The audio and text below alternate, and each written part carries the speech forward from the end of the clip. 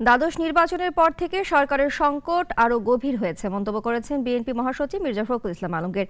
এক সংবাদ সম্মেলনে তিনি জানান, এ সংকট নিরসন করা না হলে সরকারের ভবিষ্যৎ সুখকর হবে না।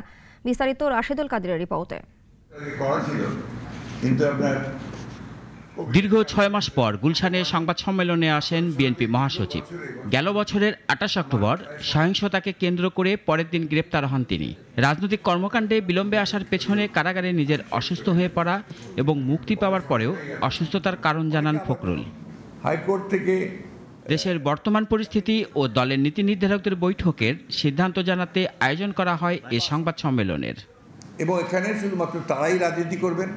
সরকার বিরাজনীতিকরণের লক্ষ্যে বিরোধী নেতাদের জেলে পুরতে নতুন করে ট্রাইব্যুনাল গঠন করতে যাচ্ছে অভিযোগ করেন বিএনপি মহাসচিব। যে উনাদের একটা ফলস ধারণা তৈরি হচ্ছে যে they have overcome the crisis, সংকট থেকে তারা উপরে উঠে গেছেন, সংকট আরো গভীর করেছেন।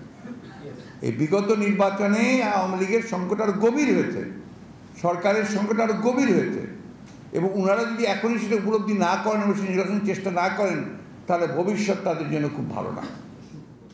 ডোনাল্ড লুর সফর প্রসঙ্গে বিএনপি মহাসচিব বলেন, বিদেশিদের উপর তারা নির্ভর করে না। আমরা কে কাউকে আসে না, আসলে নিয়ে আমরা খুব ইন্টারেস্টেড না। আমরা মনে করি যে আমাদের বাংলাদেশের জনগণের উপরেই আমাদের ভরসা, আমাদের পুরো আস্থা, সেই আস্থার উপরেই আমরা দাঁড়িয়ে থাকি। রাজনীতি আমরা করি বাংলাদেশের জনগণকে নিয়ে। বিএনপি চেয়ারপারসন খালেদা জিয়া অত্যন্ত অসুস্থ।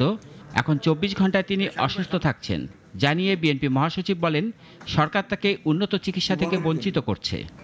তার স্বাস্থ্য খুবই খারাপ এবং তিনি দেখছেন, প্রায় তিনি যাচ্ছেন হাসপাতালে।